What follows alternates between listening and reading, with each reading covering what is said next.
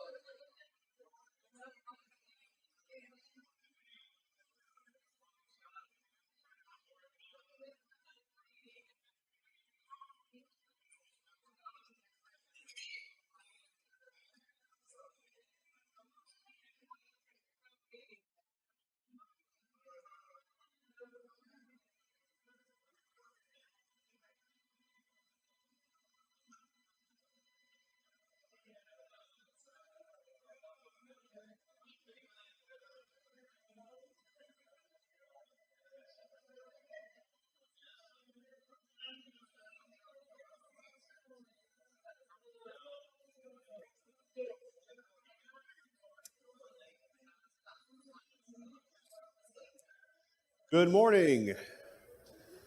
I'm going to ask you to open in your Gospels to Matthew 28. We're not going to stay very long in Matthew 28, but that's where we will start. I've already chatted with some of you, and you've complained about some sinus issues. Well, I'm complaining as well. Started up yesterday, just some sinus issues. Maybe that rain shook some things up for us. What a difference a week makes. It was all dark and horribly cloudy and rainy out there a week ago this time. But beautiful, beautiful day. Anybody get out and enjoy the beautiful day yesterday? We ate some lunch at the mall. My daughter Jenny is visiting with us, and she said, "I can't find a parking space." And I thought, oh, she just needs to go here or there. It was packed. So, anybody at the mall yesterday? Wow, a lot of folks there. Well, I'm glad you're here this morning. Looking forward to spending some time studying one of my favorite post-resurrection appearances. My father is preaching. This is our fifth Sunday, and he's preaching this morning. And everything should be fine. Everything should be fine as long as he doesn't start by saying, "Now this sermon is going to be short." Then we're going to be here about an hour. Whatever he was preaching for a time years and years ago. Melanie and I I think we were dating still and got married. So this is back in 92. And every time he would get up and say that, we'd all look at each other. My mother, Melanie and I, and go, "It's going to be a long one. So don't say that. Don't say that this morning." No, just preach the word, and we'll looking forward to that lesson. All right, Matthew 28 is one of the passages we read last week when we were looking at the first post-resurrection story. And I want to say post-resurrection appearance, but it's not an appearance. Because do they see Jesus? Do the women who, when they go to the tomb, do they see Jesus? Well, they don't. They will soon, but they went there early Sunday morning. They were on their way with their spices to properly bury Jesus. It had been hurriedly done the Friday before as the sun was setting. You don't leave a dead body up. And they're there after the Sabbath on Sunday morning. Who's going to roll the stone away for us? Well, it was already rolled away. Who's sitting on it? Who's sitting on the stone? An angel. And they're already pretty fearful. They go inside. And they're horrified because there's no body. And who talks to them? One account says an angel, another one says a man in white clothing. And he tells them, "Why seek the living among the dead?" That's Luke's account. Look at Matthew 28, verse 8. "So they departed quickly from the tomb with fear and great joy and ran to tell his disciples." You remember we spent a lot of time looking at Marc's account, Mark 16, verse 8. What does Marc's account leave out? Two things that we find here in Matthew 28, verse 8. They didn't, in Mark's account, Mark 16, verse 8, they didn't run. Now, of course, we know the rest of the story. They did. But what else was left out? Yeah, they didn't speak to no one. Matthew 28, verse 8, it's a double negative there. Great joy is mentioned here. What was mentioned? It wasn't mentioned in Mark's account, and what was emphasized was their fear. Now, in this passage it says fear and great joy. You've all experienced that before, haven't you? Fear and great joy all at the same time? When do you normally experience something like that? The birth of a child, maybe a car accident, and oh no, but everybody's okay. Okay, good. Great joy. It's kind of a neat experience. Y'all remember that movie? It's a children's movie, but it's really an adult movie, Inside Out. Is that what it's called? And it talks about the emotions of a little child, and as they get older, they become more complex. And so you combine happiness with sorrow. And that's kind of part of what's going on here. You have happiness, great joy, combined with fear. Well, that's a feeling a lot of folks are going to have here, because they don't understand why Jesus died. They want to believe he's raised from the dead, but they just don't understand. And Jesus was killed by the Romans. That terrifies them.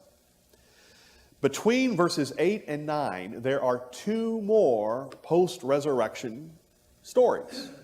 You can't see them here because they're not in Matthew's account, but they're in Luke and John. In Luke's gospel, it does tell us about Peter and the beloved disciple. I'm sorry, it mentions Peter going to the tomb. And then John gives us more details about that. John and Peter going to the tomb. And we're going to look primarily at John's account. So let me go and bring this up. Here are the passages that we're going to look at this morning. Luke 24, 9 through 12. And we're going to camp out in John 20, verses 2 through 10. These two passages that I've just added occur between Matthew 28, verse 8 and verse 9.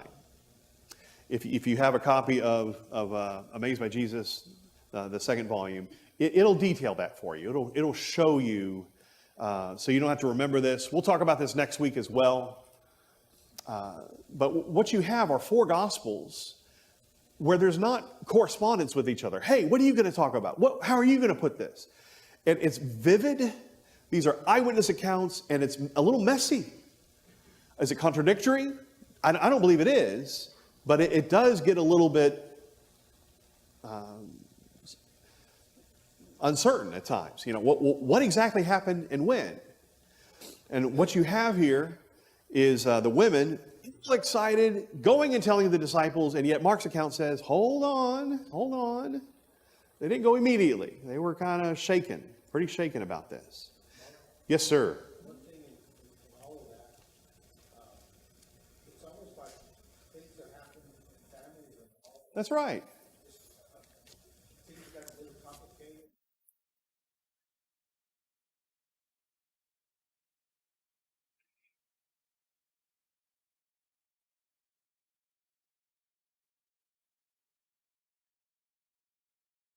That's right. It's exactly like that.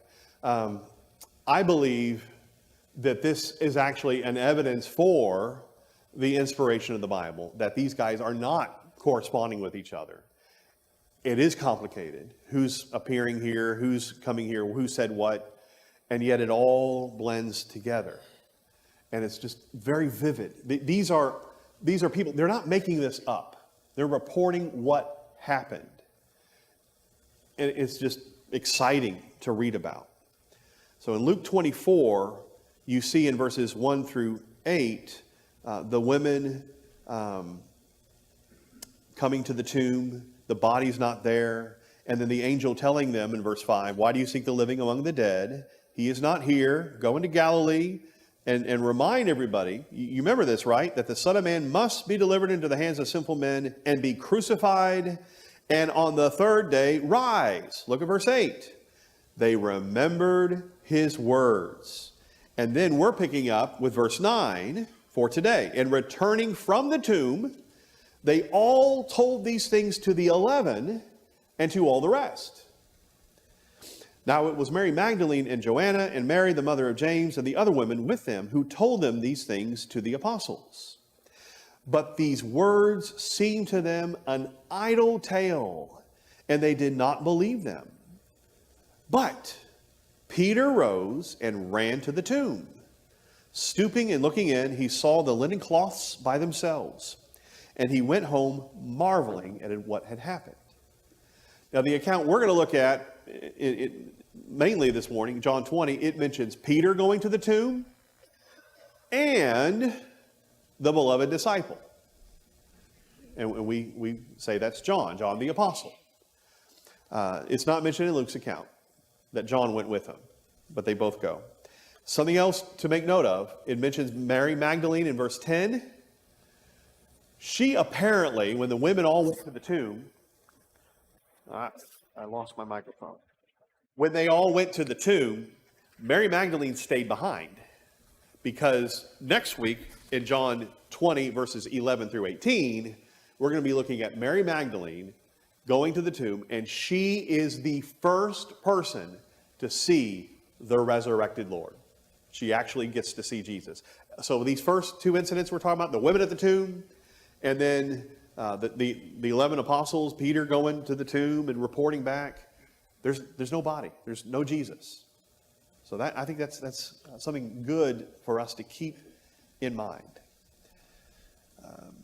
So Luke 24, 9 through 12. What else do you see here? What was the response of the 11? What? Why? Why won't they believe the women? After all, hadn't Jesus told them not once, not twice, but 3 times, that's recorded in Matthew, Mark, and Luke. 3 times he told them, I'm going to Jerusalem, I'm going to die, I'm going to be raised from the dead. Why didn't the apostles then go, well, okay, all right, I guess he is raised from the dead after all? When the women tell them. Why didn't they believe these women? Because they're women. I was going to say, because the men would think they were the disciples.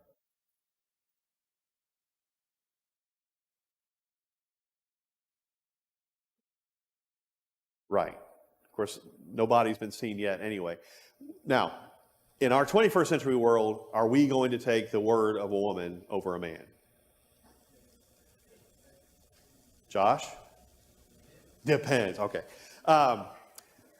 We don't have the prejudices that they had in the Judeo judicial system, which was a fantastic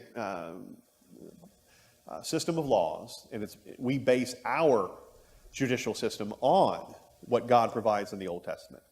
Well, it's not in the Bible, but they, as part of their Mishnah, their recordings of this time period, their beliefs, you don't take the testimony of a woman at face value.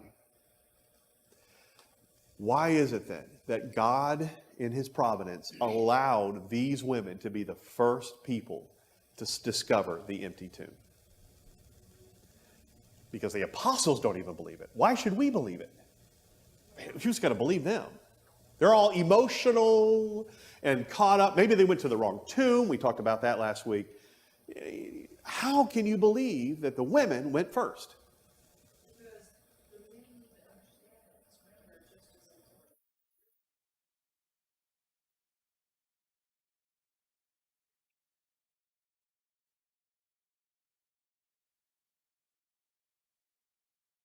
All right, so let's say you're in the first century world and you have these prejudices, and I believe the apostles did. They had a lot of prejudices that they had to unlearn through the gospel. And you're writing about this. And you say, yeah, the women were first at the tomb. Let me just leave the women out.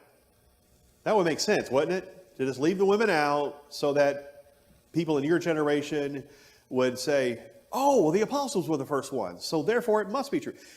How embarrassing is it to the men, to the 11, that they refuse to believe? Yes, sir. It could be a lesson.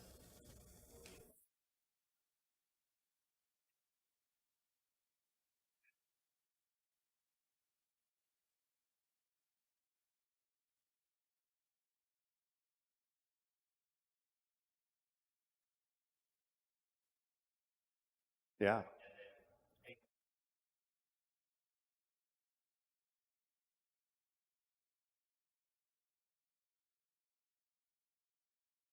I think that's an excellent observation. Yeah. Do you think it was humbling for these guys to not be the first ones to find the empty tomb and then have egg all over their face when Jesus appears later that Sunday, that very Sunday? Yes, sir. Okay, the last will be first, the first will be last.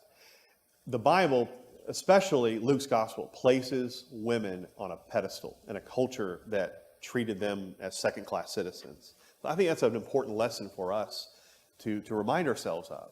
We take it for granted today. All right, Melanie?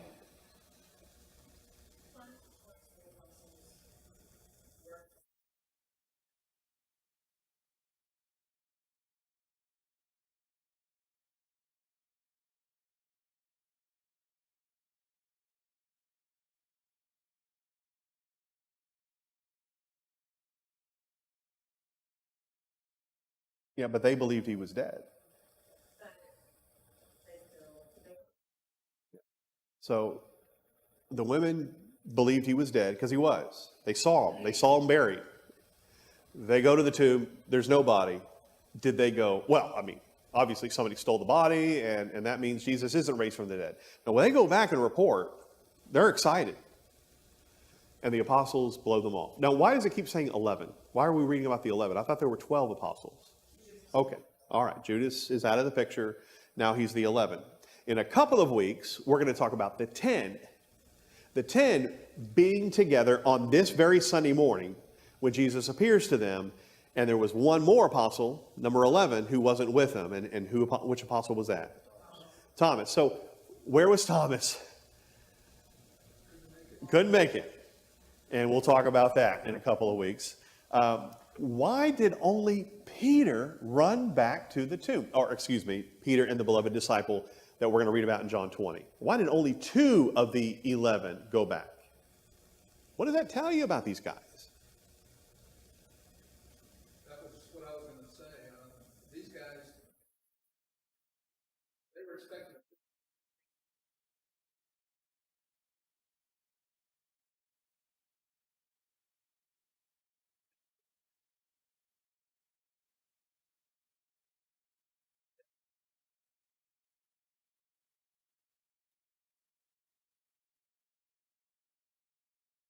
They didn't even consider that as a possibility. Have you experienced this, where you have a clash of worldviews, mindsets, and you know what the other person believes, but you are so wanting to convince them of your position that you pretty much ignore what's really going on. And you just butt heads constantly, maybe at work, where you say the paper clips need to go in this right here, and then the pens need to go in this container right here. And I'm thinking of something pretty mundane, but and you just refuse to accept that they're never going to see it your way, and so they're gonna scatter the pens all over the place, and you put them together and all that. That's kind of what it is. Maybe that's not the best illustration, but the apostles are trying to force Jesus to fit their mold. It's like what people do today. They take God and put him in their box, but control him, confine him. But that's not going to work. We come to the Bible sometimes and we want it to conform to what we think it ought to say and what it ought to do, instead of letting the book transform us. And that's how these guys are. They are depressed. They're just overwhelmed with grief because Jesus is dead, and they refuse to believe. They refuse to accept. Where does it say in verse 12, for example, that Peter believed when he went to the empty tomb and said, well, the women must be right? Let me read verse 12 again. But Peter rose and ran to the tomb. Stooping and looking in, he saw the linen cloths by themselves, and he went home marveling at what had happened. Now, does that mean he now believes Jesus is raised from the dead?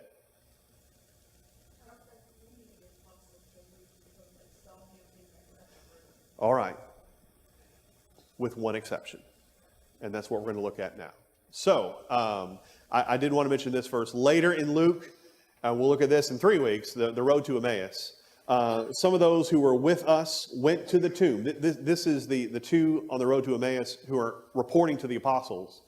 Some of us who were with us, of those who were with us, went to the tomb and found it just as the women had said, but him they did not see. So just to emphasize, in the first 2, we're calling them post-resurrection appearances, but they're really not. They went to the tomb and it was empty. The women, Peter and John, go to the tomb. It's empty. And now let's spend the remainder of our time in John 20. John chapter 20. Him they did not see.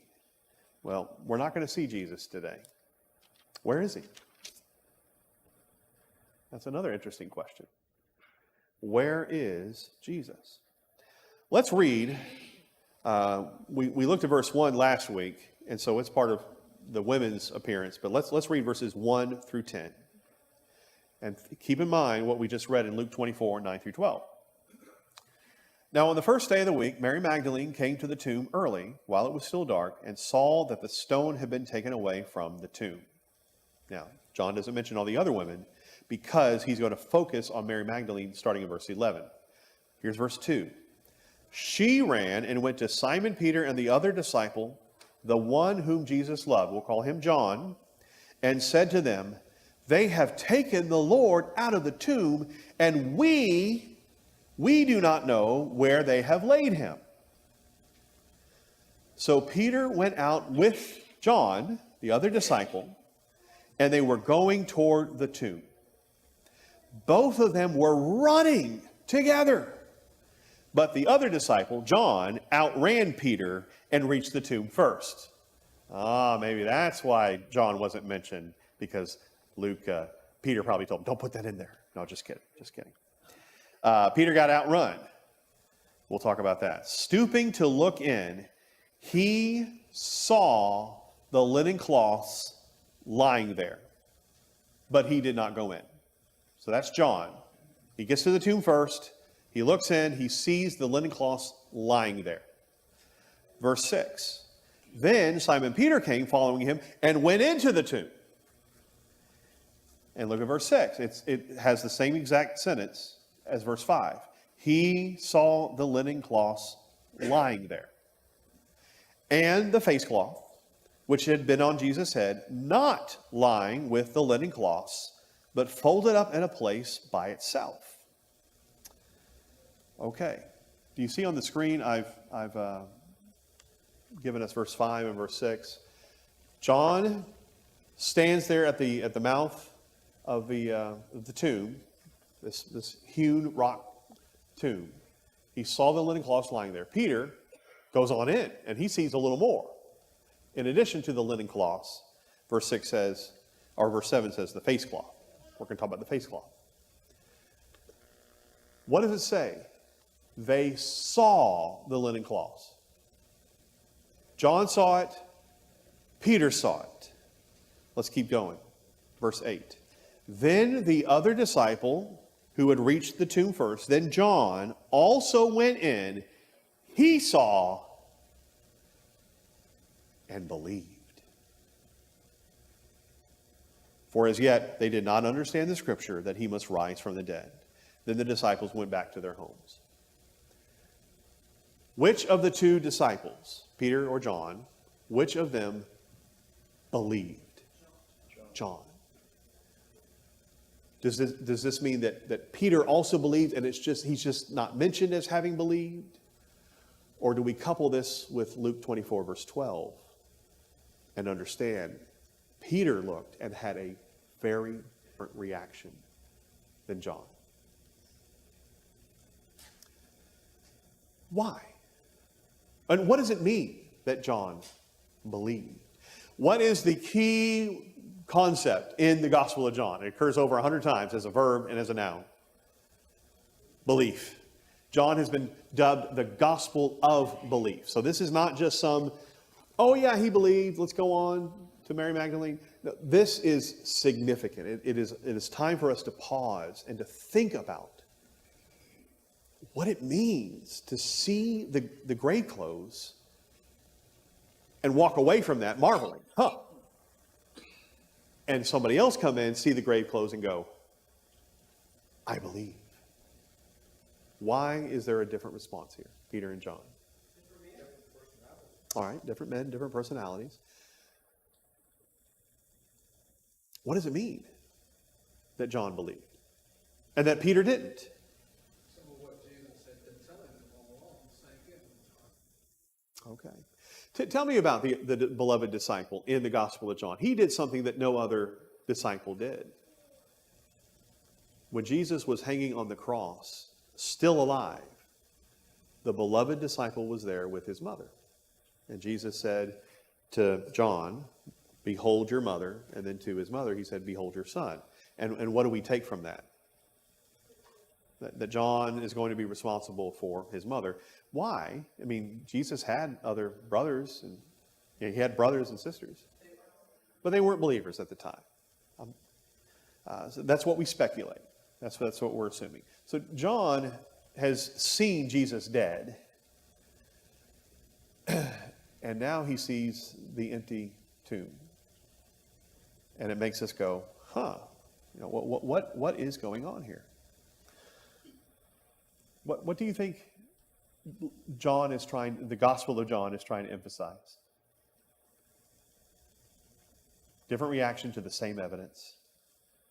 Yes, ma'am.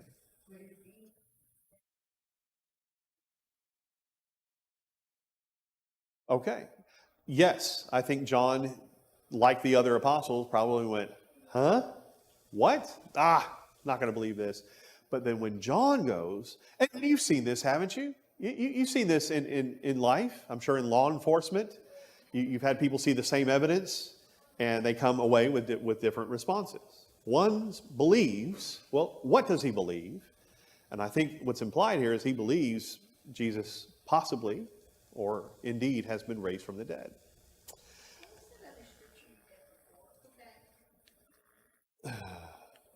Here, you want this? You want me to hand it to you? What passage are you talking about? Oh, Luke 24.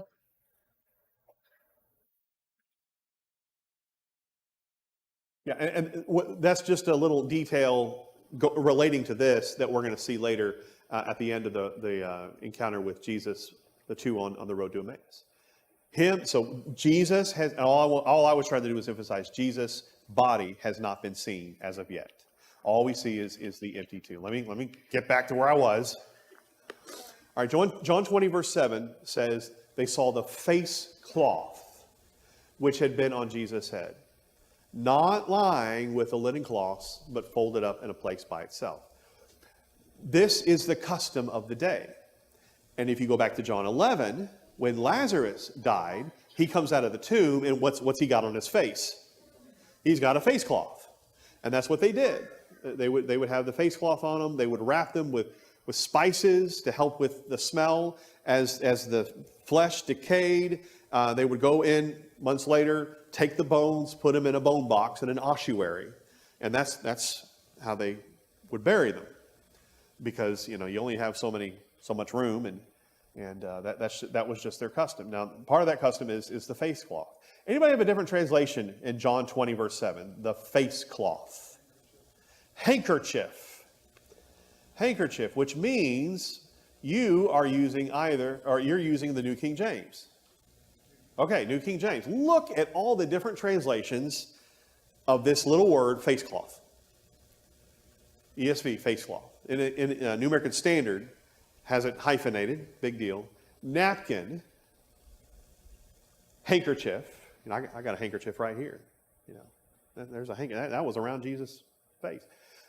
Burial cloth, the older NIV, the 2011 NIV says, the cloth that had been wrapped around Jesus' head. They're interpreting for us. They're trying to explain to us part of the custom. And then the New Living Translation paraphrases it this way: the cloth that had covered Jesus' head. I love words like this where it's just hard to translate them sometimes. Well, what exactly is this? I think this is more of a case of English changing, and we're trying to express it. Because you think of face cloth, we're not used to that idea of a face cloth. Have you all heard of the Shroud of Turin? Well, this is it. I don't believe in the Shroud of Turin, but even if it exists, so what? Even if it's real, it's not something I'm going to be worshiping or especially honoring. But be that as it may, that's part of that tradition, and it made its way into the very Catholic Mel Gibson's presentation of that, the Shroud of Turin. All right. I have a couple quotes I want to share with you to help us think about what's going on here. Because what you have are the cloths. You have the clothes, and something about how they are lying there. The face cloth is not lying with the linen cloths, but folded up in a place by itself. John sees that, and he believes. Why? Here's a commentator trying to help us understand what might possibly be going on. The explanation that best fits the Johannine view of the mode of resurrection is that the body had been swiftly dematerialized, leaving the swathing clothes, there's another translation, swathing clothes, as they were, with the cloth that had been wrapped around the head still lying on the slightly raised ledge where the head had been laid. So the head's going to be propped up just a little bit and keeping its annular shape. Y'all know what annular means? I used it 2 times last week. I use that term all the time. Had to look it up. And what it's saying is that the cloth still has its shape.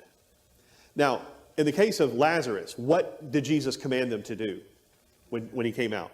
Remove the face cloth. He can't breathe. He's going to die again. No, remove the face cloth. But in the case of this, if we're reading this right, the face cloth's just lying there. And when John sees that, he goes, he wasn't unwrapped.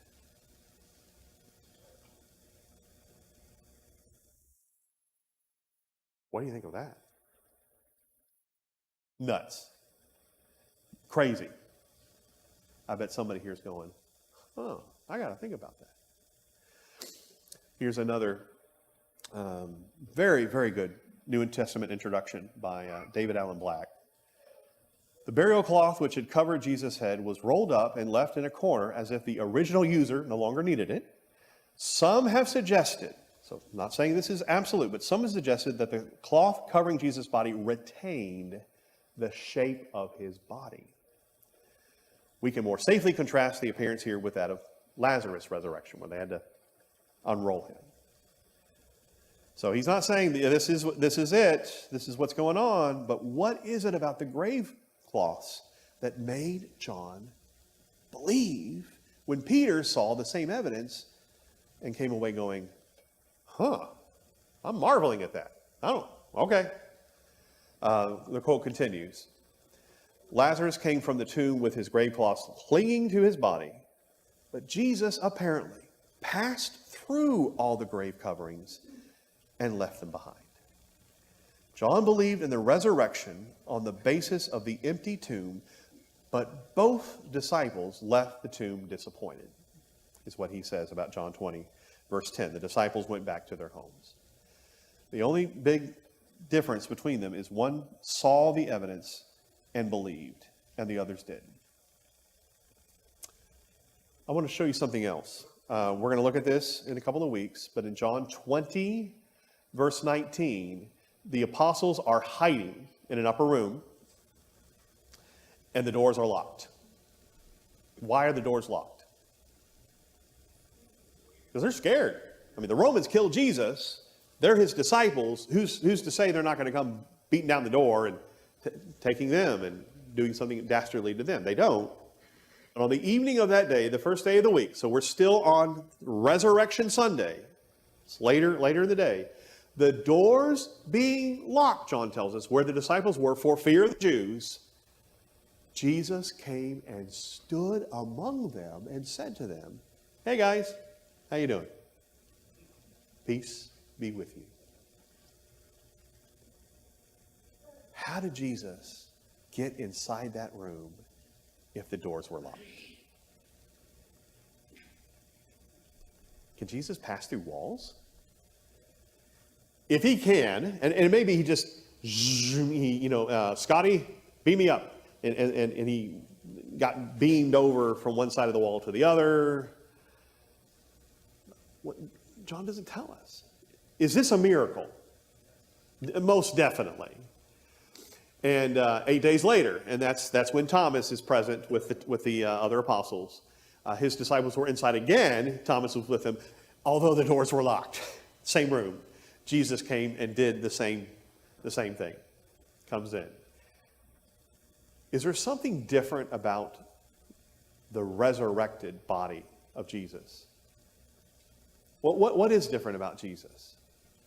We know for sure he has recovered in a remarkable way from his crucifixion. Is it a new body? Well, no, because he still has the imprint of the nails in his hands or his wrist and in his side. It's still the same body, but it's a rejuvenated body.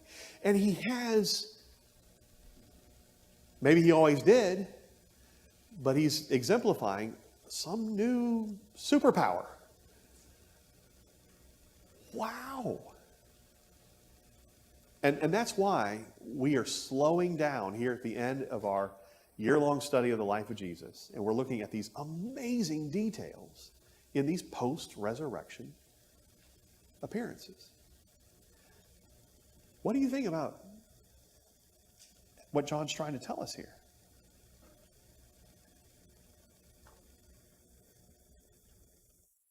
It's amazing, isn't it?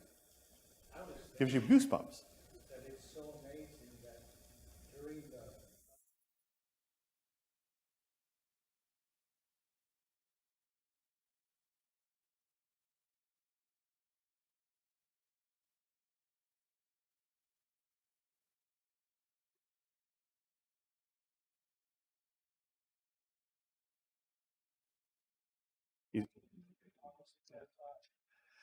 All right. If you're Jesus and you're in the tomb and you're all wrapped up, how do you get out of all that tight wrapping? Who could have just come and unwrapped Jesus? The same one who opened the stone, moved the stone. An angel. An angel could have come in and say, "Hey, Jesus, hold still. All right, I'm going to get your face cloth. All right, let me get let's get you out of here." It wasn't a great big mess.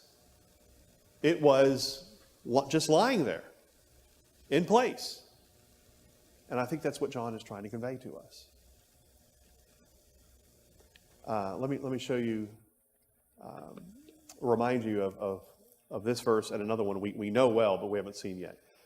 So John saw the grave clothes, how they're lying out, very unusual, very, very strange, and he walks away believing. Later in the Gospel of John, John 20, verse 29, we call these this John 30 and 31 is the next verses that basically tell us the importance of believing in Jesus. Jesus is talking to Thomas and says, "Have you believed because you have seen me?" And you remember the story. Jesus actually lets Thomas see the imprint of the nails in his side. Blessed are those who have not seen and yet have believed. Just yesterday, got to talking with a salesperson.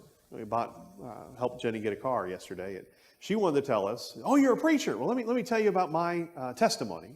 And she said, people just don't believe unless they see something. And so she started to tell her amazing story about how she underwent a medical procedure that she should have died from. And that was 14 years ago, and she's just great and wonderful. People won't believe unless they see. And this is the passage that came to my mind. What we're being asked to do is believe even though we haven't seen. Why? Why should we believe? Are we being asked to take the resurrection of Jesus on blind faith? Or are we being asked to carefully look at the first-hand accounts of what happened? Take it as if it were testimony, because it is. And come away truly believing. We all believe Jesus is the Christ, the Son of God, that he was born a virgin, he died on the cross of Calvary, and he was raised from the dead. But you know what? That's pretty amazing. Why do you believe that? Because you've seen the resurrected Lord? Thomas did. Isn't that great? John didn't. He saw amazing evidence, and he said, "I need to tell you about this. I need to tell you what I saw so that you too may believe, even though you haven't physically seen Jesus."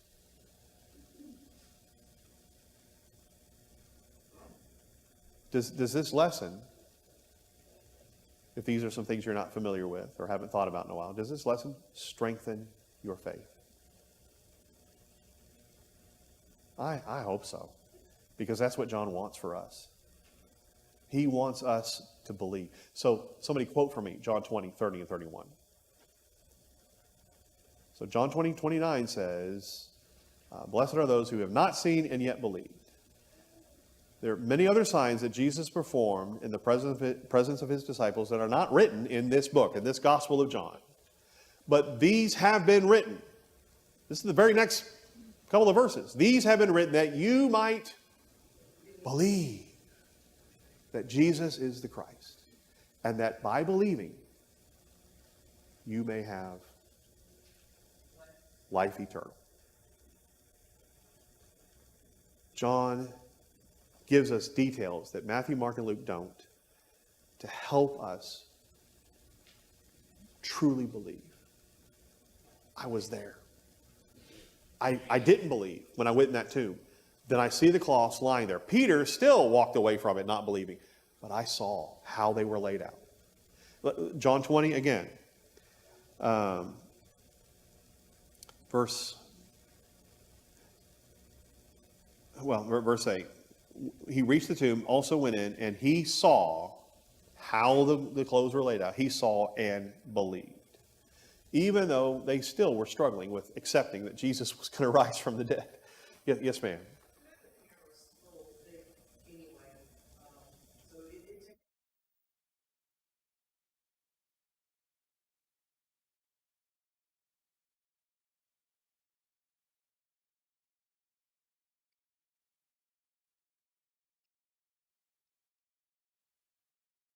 Yeah.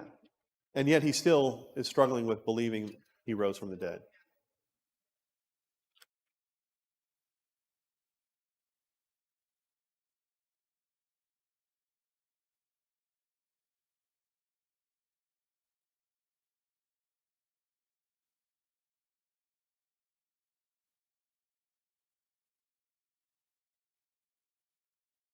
Okay.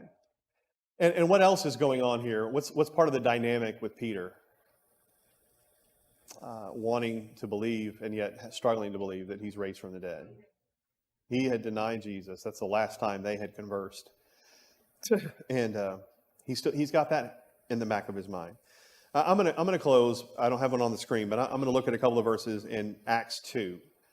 So after Jesus finally does appear to them, we know the rest of the story. Jesus ascends to heaven. Jesus had told them in Acts 1 verse 8,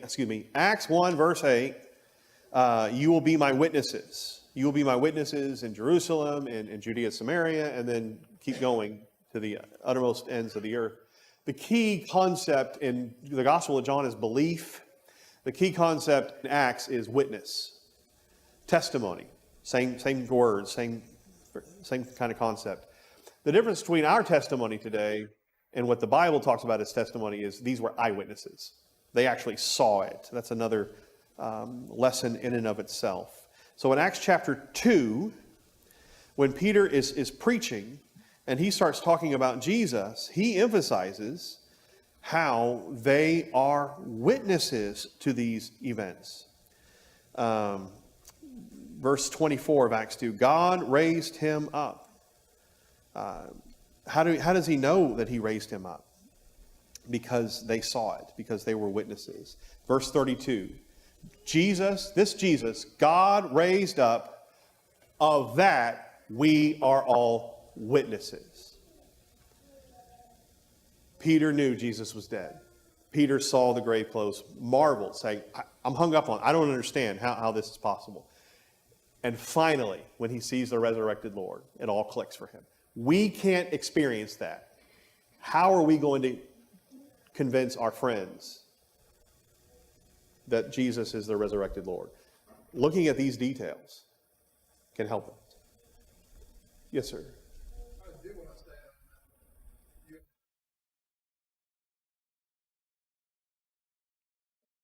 We do not believe on blind faith.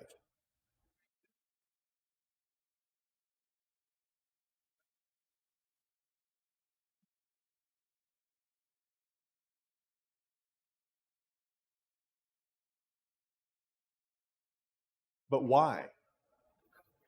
Because of the evidence. Because of the evidence that they present, we reason through it. The Bible claims to be inspired. I believe it proves to be inspired. And that's a huge impact on all of us. We are resting our eternal destiny on our belief that this book is from God and that God is trying to tell us this is what happened. Even though it's amazing, even though it's unbelievable and scary, What power to take Jesus' body, pull him out of those grave cloths, dematerial. I don't know. I don't know what happened. Well, next week, we're going to see somebody finally see the resurrected Lord. And it's a woman. It's a woman who had 7 demons in her at one time, which makes people go, ooh, that's not such a good, reliable person. Mary Magdalene, it is my favorite post-resurrection appearance of them all. And we're going to take a good close look at it and come away just loving it too. You're going to love it too, if you don't already. Thank you for participating, walking through this with me this morning.